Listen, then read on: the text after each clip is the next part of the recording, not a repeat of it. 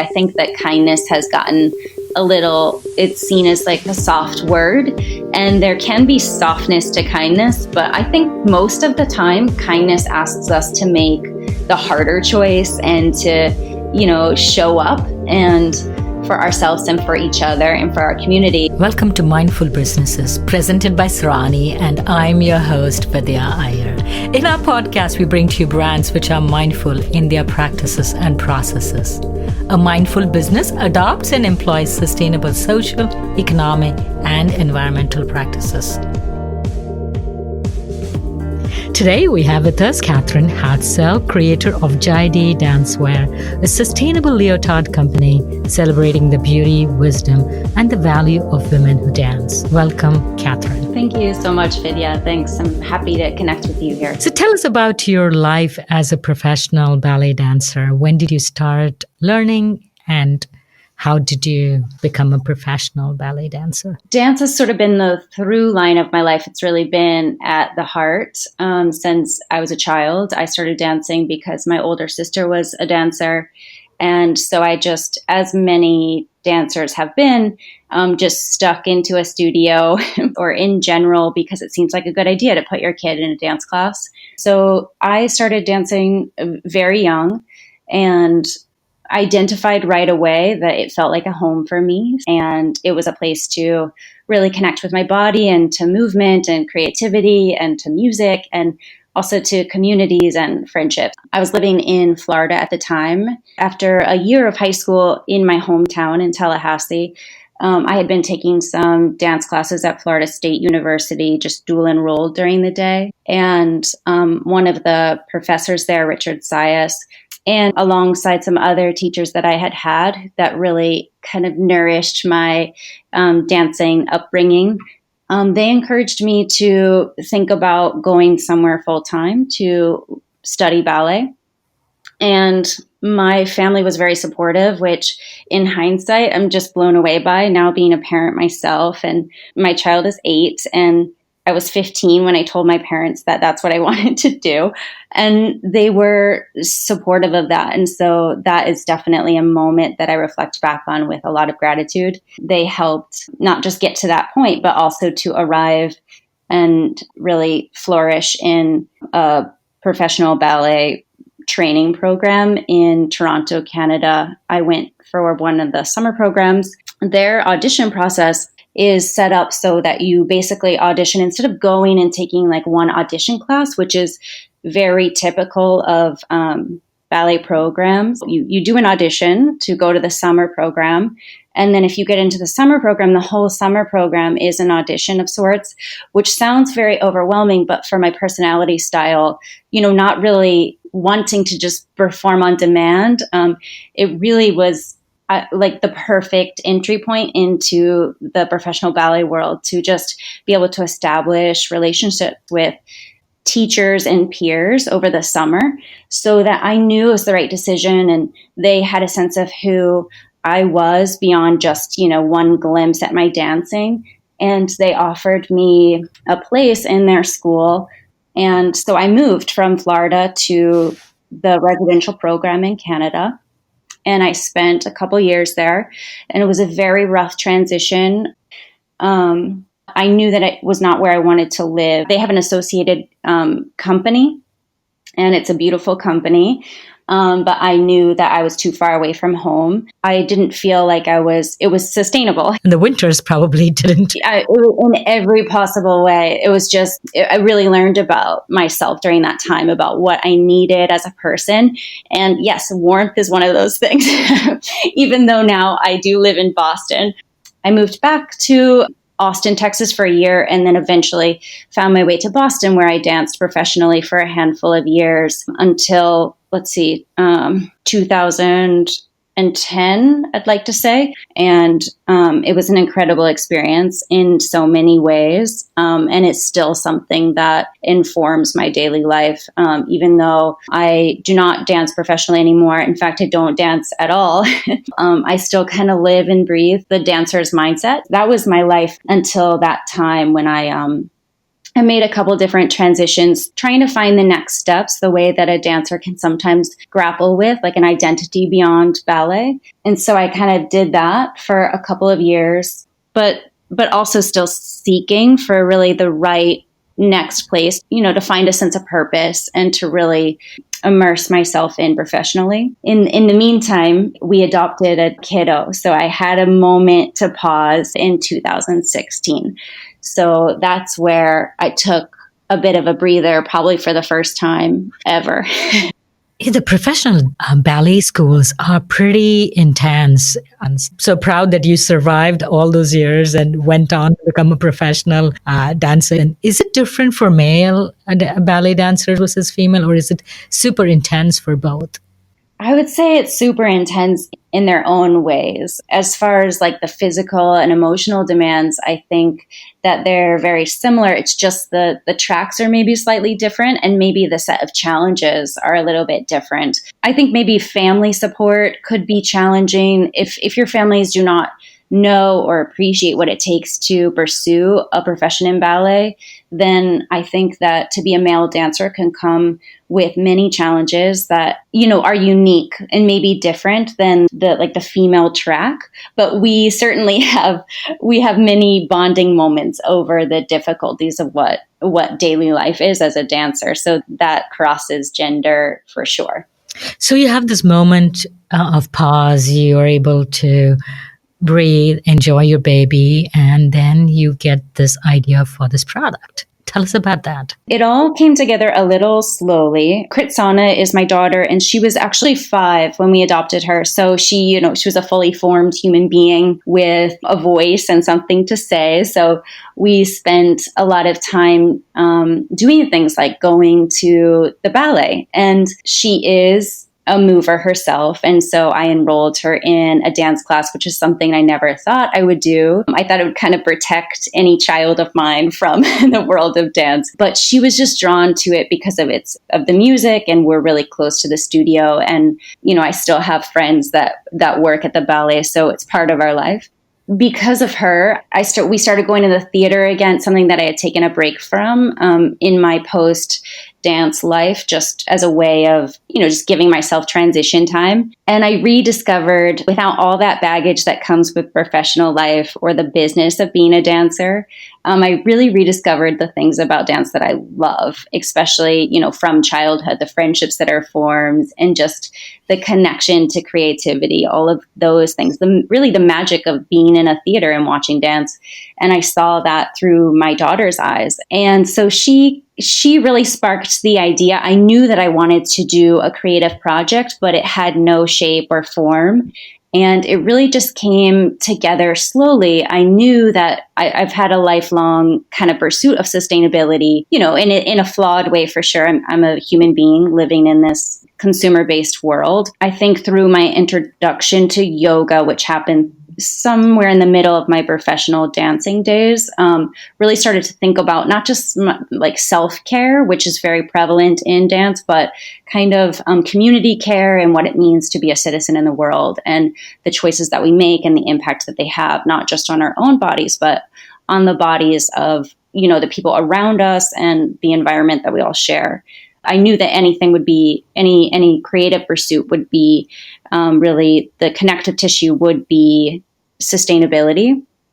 And there's no shortage of leotards in the world. It wasn't that I recognized that as the first need to fill, but what I did see in looking around me was a lack of sustainable dancewear. There are a couple companies that I definitely love and respect, but I didn't see, a lot of visibility being given to sustainability in this community, which is a beautiful community that is creative and really does care.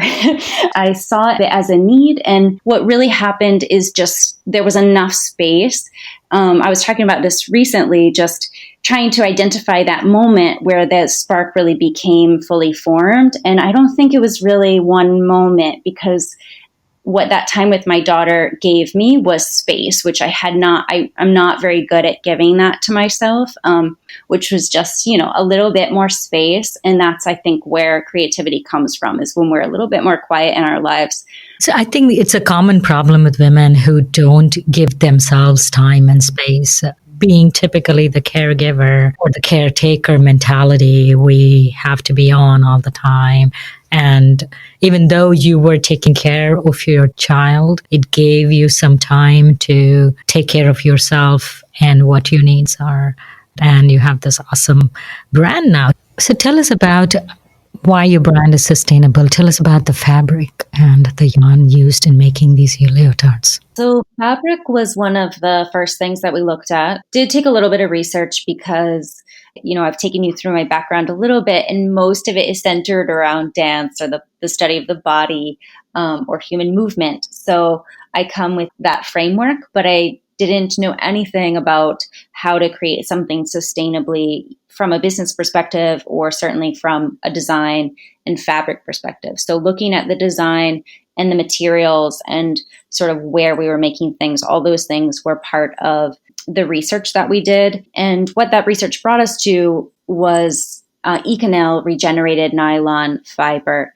And it's this really lovely fiber to work with. So the typical leotard is going to be thin and very comfortable on the body, like almost like a second skin, very thin and comfy, something that you feel like you can wear all day, but traditionally not made very sustainably. It's just like with the cheap nylon polyester type fabric.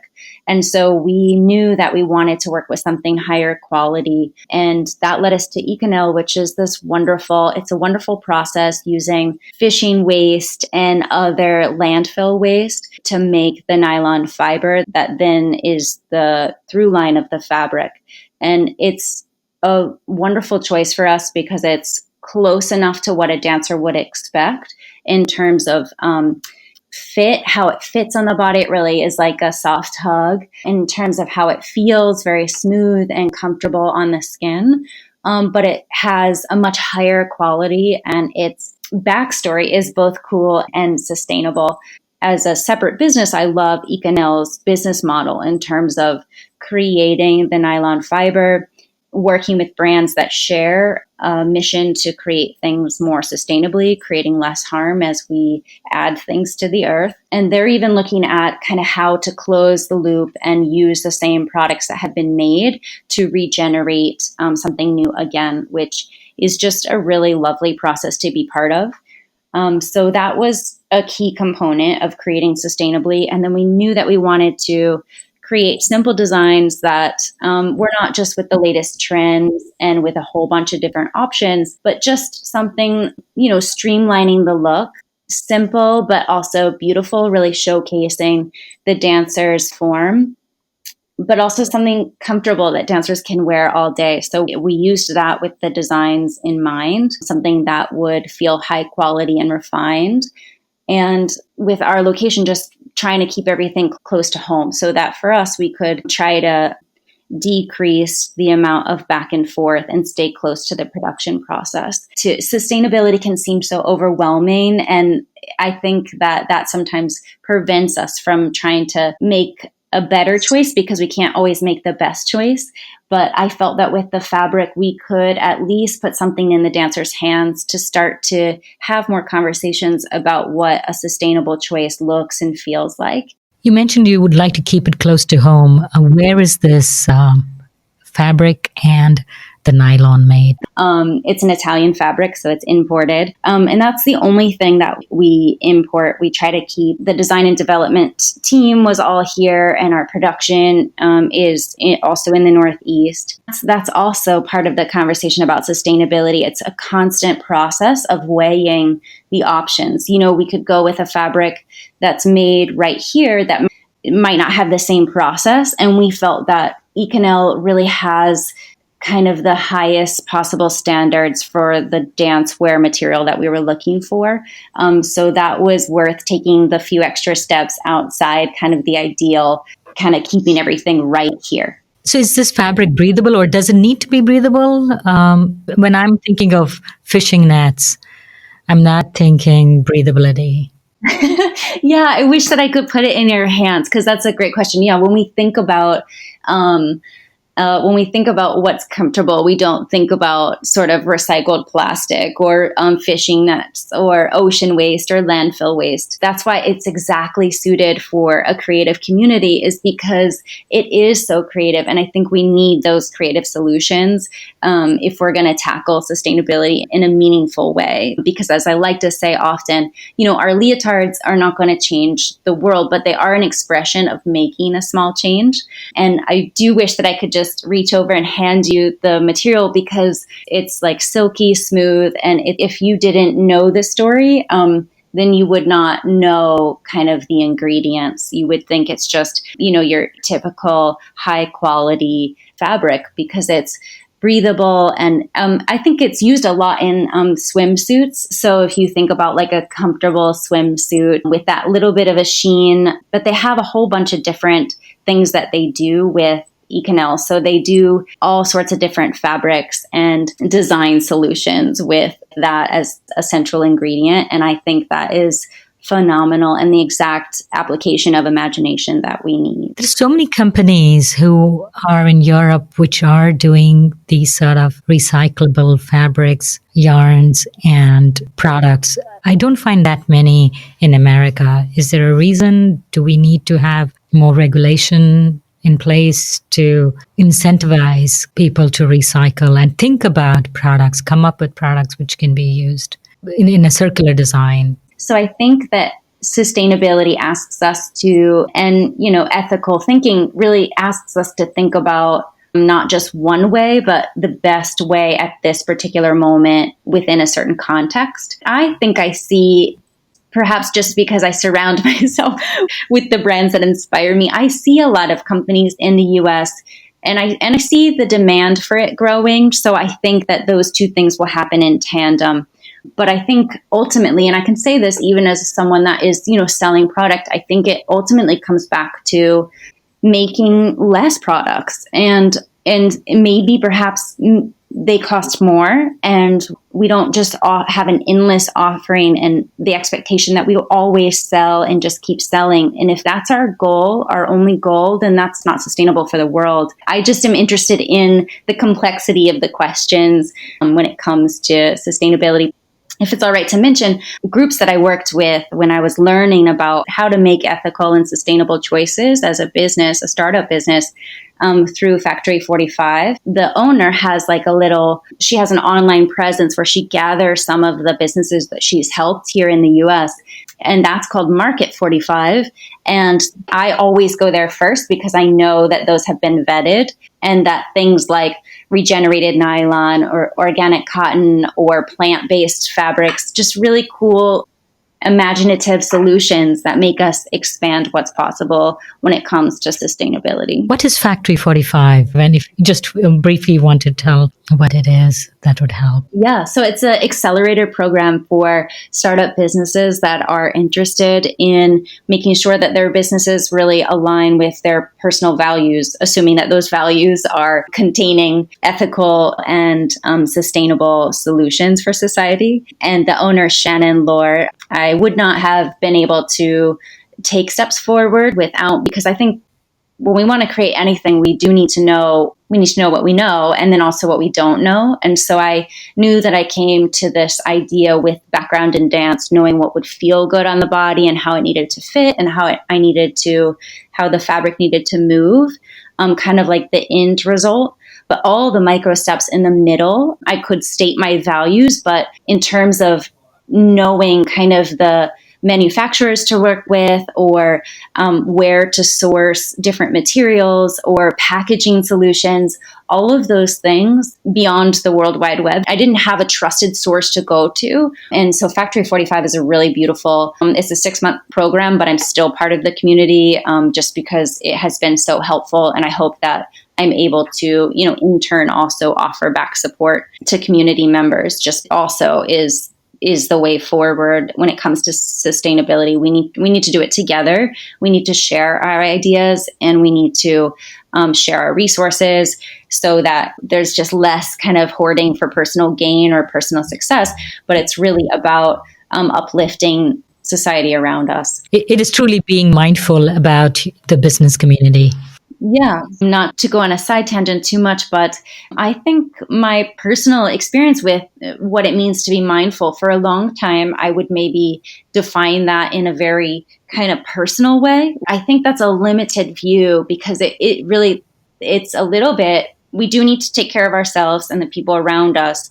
If that's all our mindfulness practice is, then it's really self-serving. And so I have really, over time, begun to embrace mindfulness as really a lifestyle and a pathway, not just so that I feel better and sleep better and move better and have more energy, but really so that I exist in the world with doing a little less harm and, making choices where I'm aware of the impact. And from that awareness, maybe I make different choices. And if we have a community of businesses doing that, then everyone is to benefit. And so I'm really grateful every time that I, even this moment right now, just to be in a conversation where that's kind of a shared value is so lovely. I love the name Jaidee.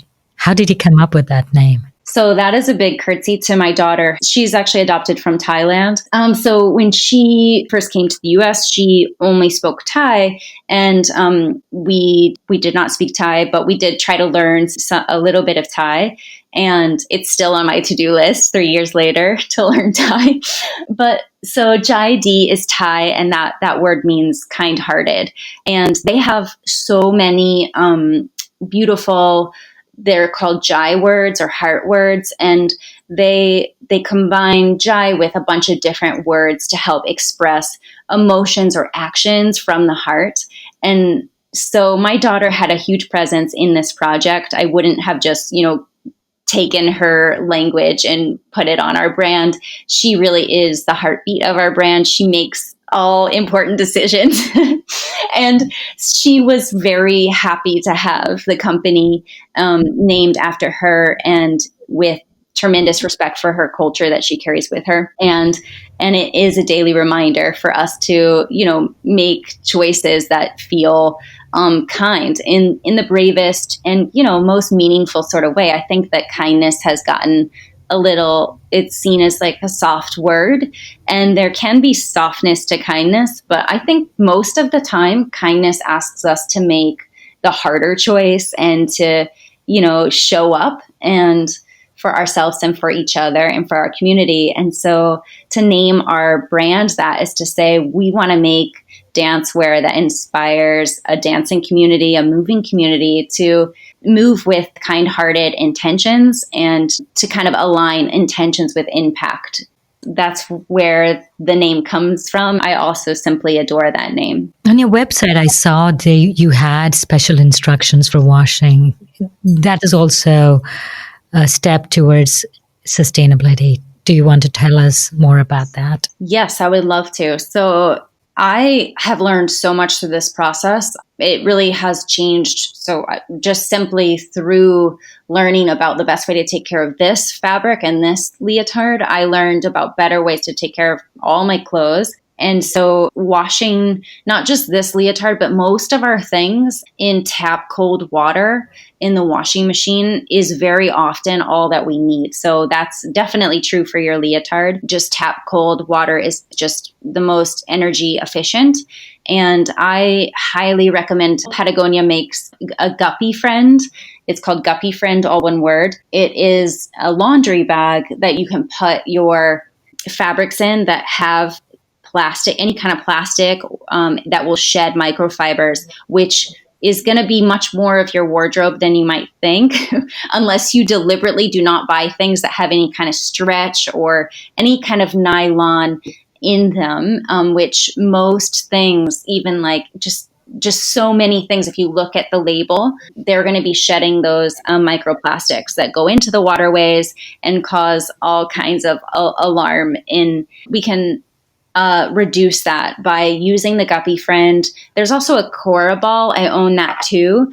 I use that for some of my like bulkier clothes. You just throw it in the wash, and it basically like traps the microplastics so that they don't get released into the waterways. But the guppy friend I love for our leotards because it also helps extend the life of the leotard. It's basically like putting your delicates in like a laundry bag and then just line drying or laying flat, just flat to dry. And same thing goes if you want to, make one sustainable choice, you can just dry less of your clothes. And for sure, you don't want to dry your leotards. Patagonia is a company I truly admire, and they contribute to sustainability in so many different ways. One of the ways is by making people make choices which are safer or better for the environment, reducing the microns, the plastic microns in the waterways.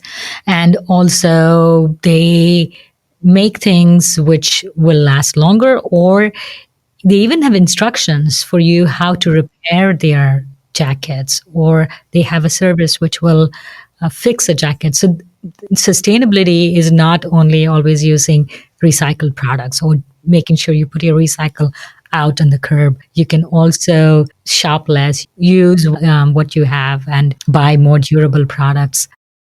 Well, yeah, it really goes back to the example that you were just giving. I mean, Patagonia is just a leader in every single way when it comes to like what we should all be aiming to do, both on an individual level and certainly even as a little tiny startup. They really share their ideas. They're transparent. They encourage the whole community to follow. And I think that is a beautiful example as a business, both for us just as people and then certainly for businesses at large. I was comparing the price range. The price range for these leotards are so varied. I could buy something for $25 and something over $100. So why is there so much of a price difference? As far as the range of prices, yeah, I mean, within dancewear, it's hard to think like fast fashion.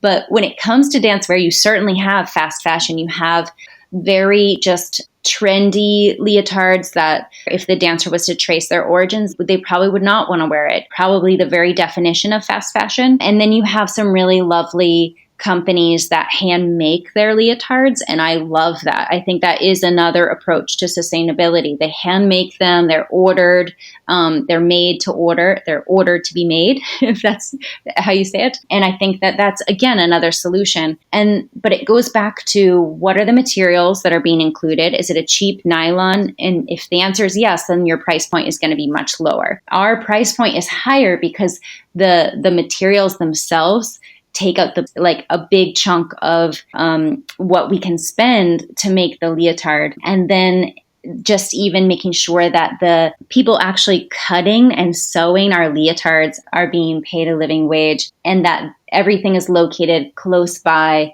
and that we're not cutting corners. We're making smart choices so that we can still give an accessible price, but it's at the top range of a dancer. A dancer, even a professional one, is working very hard for their money, very hard. They are most likely very underpaid.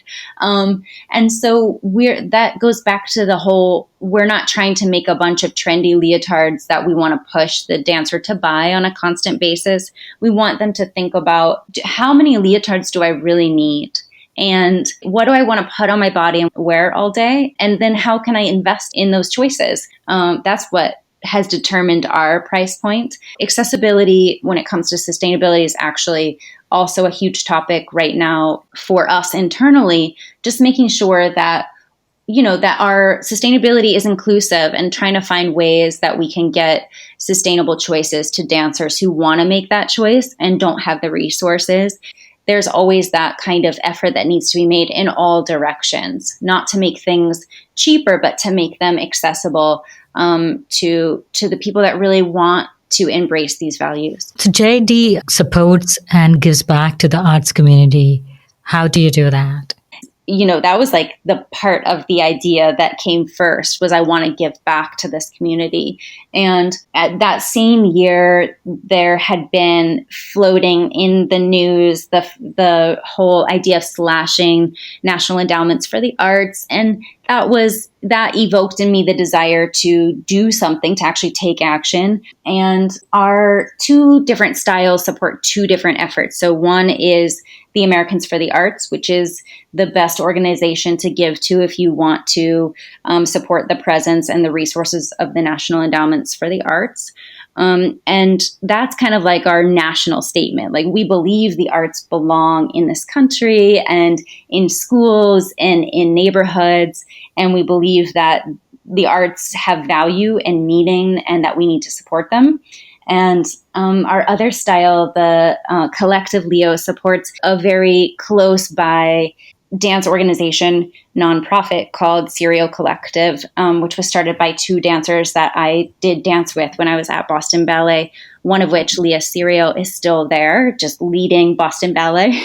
And that is kind of our statement that you can also just give directly to the people beside you, the people that you see doing creative things and contributing good to the world. So each purchase, $5 of each leotard, goes directly to those two organizations. And then we hope that as we grow, we'll continue to be able to support. I mean, I just have such an endless list of art organizations and environmental groups that we want to stand with in creating a better society for all. Do you have a co-founder, or are you on this journey by yourself? Besides your daughter, of course. Yeah, so she's not on paper, but it's her. Yeah, it's her. And then alongside just community members that have helped along the way. But I'm the only one on paper right now. Yeah. So where can dancers buy your product? So they can learn about our story and look at our offerings at JaideeDancewear.com. So JAIDEE Dancewear.com. And despite all my resistance, we are on social media. Same Jaidee Dancewear. It's just at Jaidee Dancewear.